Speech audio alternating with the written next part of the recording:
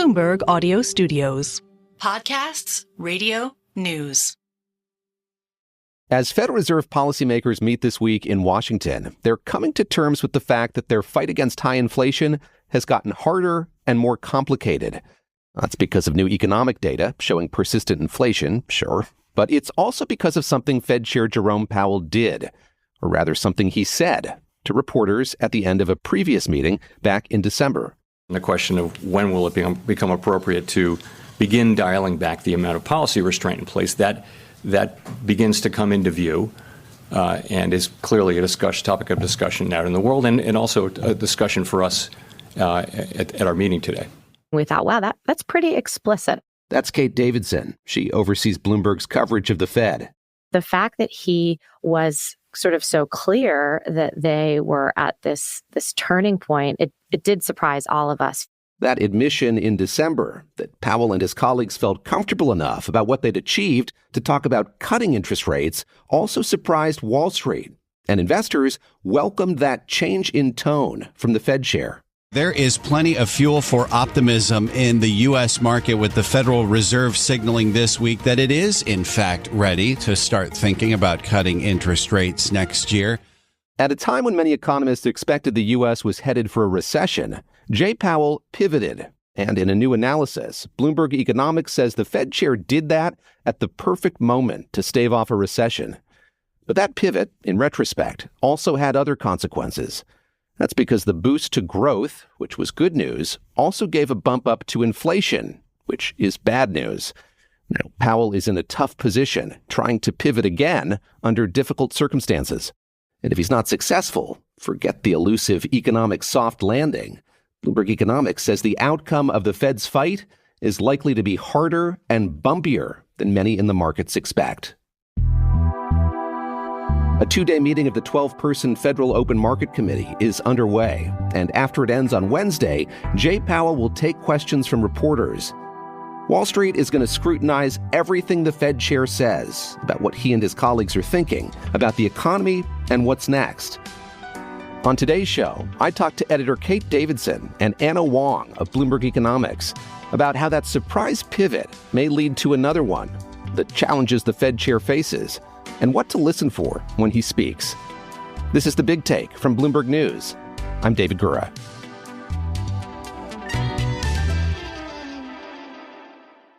In December, I think most people were quite surprised when he came out and gave a pretty clear indication that Fed policymakers were starting to think about cutting rates. Kate Davidson of Bloomberg News.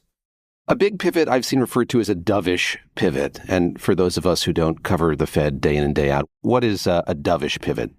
Right. So hawks, when we're talking about the Fed, hawks tend to favor higher borrowing costs to make sure we're getting inflation down.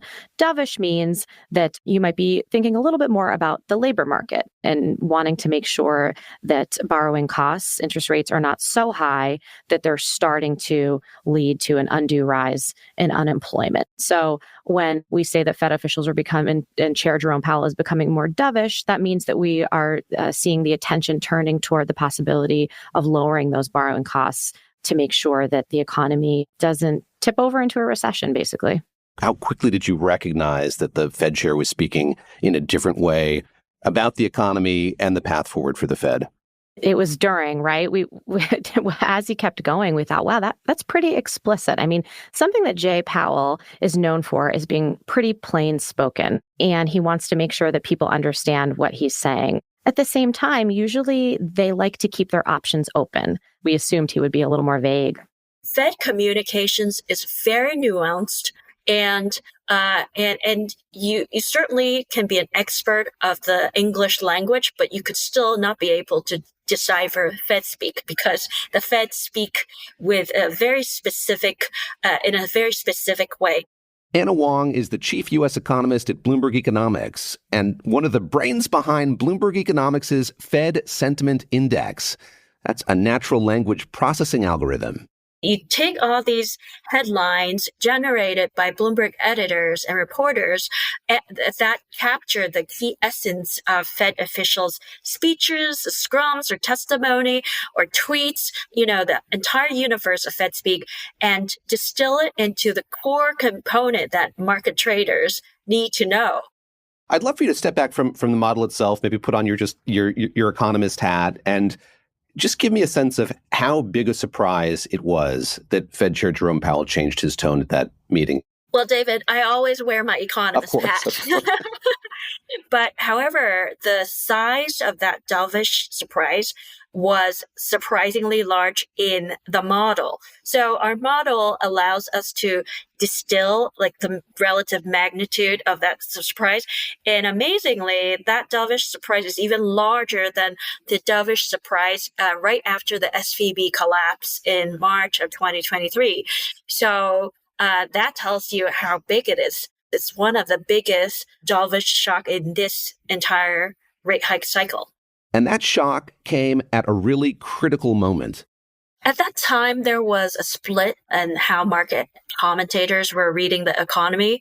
There's one camp, ourselves, including in this camp, that think that the economy is probably in the midst of a recession starting in October. And then there's the other camp that thinks, in fact, the economy is strong all along and the Fed did not have enough monetary restraint.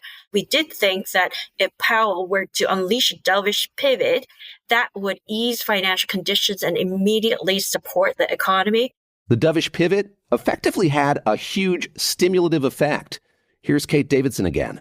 I think it immediately gave people assurance or reassurance that a recession was not imminent. The Fed had kind of signaled they were willing to do what was necessary to protect the labor market at this moment where people were starting to worry, geez, rates are very high. There's also this idea that monetary policy, it takes a while to work its way through the economy.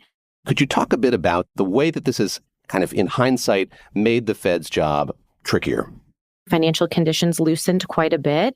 And that's always the risk, because Fed officials, what they think they want to do is they raise interest rates, they tighten financial conditions to get them to a point where they're constraining the economy. But once they had stopped doing that, they kind of want to keep them where they're at, right? They don't want them to get too much tighter or too much looser. And so it's a very careful balance. So while that pivot may well have pushed back a recession, that new analysis by Bloomberg Economics concludes it raised the rate of inflation by 0.5 percentage point. That's after the break.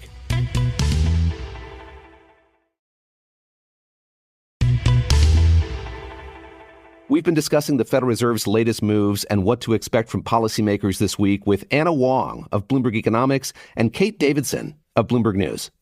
Kate, what were the first signs in 2024 that maybe Fed Chair Powell had made a mistake, that he'd pivoted too early?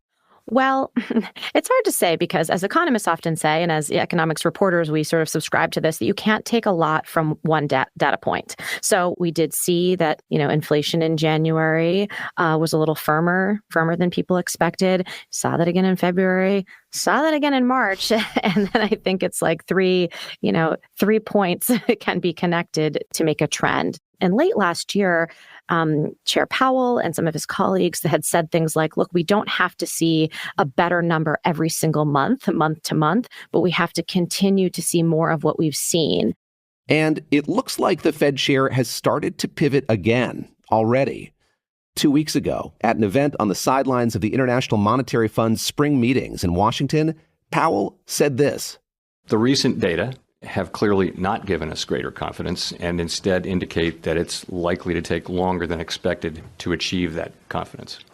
If they've effectively reset the clock on rate cuts because they want to see better inflation data, presumably they want to see a few months of data. What economists and investors will be listening for on Wednesday is for the Fed chair to pivot even more. It's a big opportunity for him to do that. I think people will be listening closely for how much more data, how do you want to see before you're comfortable cutting rates. But if he says something like 3 months, May, June, and July, there's not a lot of time. for them to make that decision.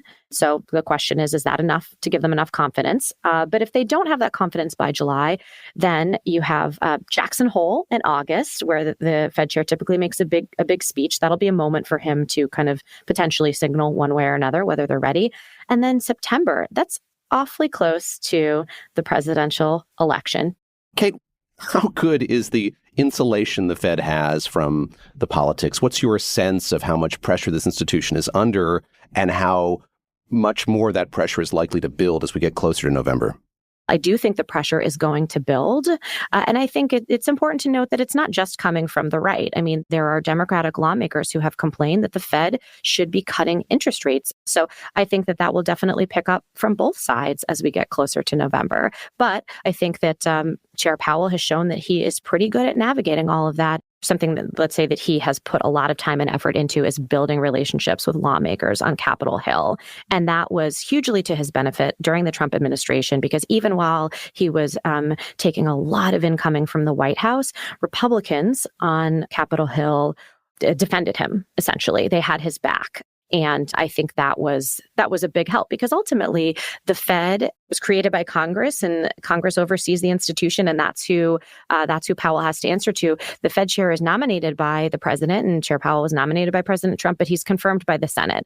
Kate Davidson and her team of reporters are covering this week's meeting, and they're also keeping an eye on how Wall Street reacts. At this moment, with this Fed meeting underway, what are markets expecting now about what the Fed is going to do in the remainder of 2024? So this is actually really interesting. Markets have dialed back expectations a lot. They were almost more hawkish than the Fed itself was, at least when officials met in March. So markets now see between 1 and 2 cuts in 2024, and they don't expect the first cut to come until much later in the year. And that is, I think, in large part because of this sort of surprisingly strong, surprisingly hot inflation data that we've gotten at the beginning of the year. What are you listening for? What do you expect the Fed chair to say when he addresses reporters on Wednesday? Well, I think the thing about this meeting in May is that Fed officials don't have to put down on paper where they see rates heading. They don't think that he's going to commit one way or the other. He's going to lean heavily into the idea that they just have to see what the data show, which is something it feels like kind of like a broken record. He has said it over and over and over and over again. This time, he doesn't have to say anything else. I think he's going to not commit to a plan one way or the other. Anna, you mentioned that your model is predictive. What is it telling you now? The model is saying that if Powell does not do a hawkish pivot to reverse his December pivot, then unemployment rate would be declining and inflation will be 0.5 percentage point higher. However, if he does decide to add hawkish surprises in the next 2 months, then unemployment rate would be back on track to rise toward 4.5% at the end of the year. Is it accurate to say that the change in tone in December made the Fed's job more difficult, made this fight against high inflation more difficult? Yes. As a policymakers, you really don't want to turn the economy into like a yo-yo ball where like it's never good when the asset market is like running up by a crazy amount and then you have to do something to burst this bubble, because bursting the bubble creates volatilities, create uncertainty, and it's a path where things are moving gradually is always preferable to things going up and down, right? So I think from the Fed's perspective, this is not a good sign. And inflation also has inertia of its own. And so if the longer that inflation is away from the Fed's 2%, the more entrenched inflation will be in people's mind. And later on, it will be harder for the Fed to bring inflation back down to 2%. So there is actually a clock ticking in terms of bringing inflation back to 2%. Thanks for listening to the Big Take podcast from Bloomberg News. I'm David Gura. This episode was produced by Jessica Beck and Thomas Liu. It was edited by Naomi Shavin, Tom Orlick, and Chris Ansey. It was mixed by Blake Maples and fact-checked by Alex Segura. Our senior editor is Elizabeth Ponso. Nicole Beamsterboer is our executive producer. Sage Bauman is Bloomberg's head of podcasts. Please subscribe and review The Big Take wherever you listen to podcasts. It helps new listeners find the show. Thanks for listening. We'll be back tomorrow.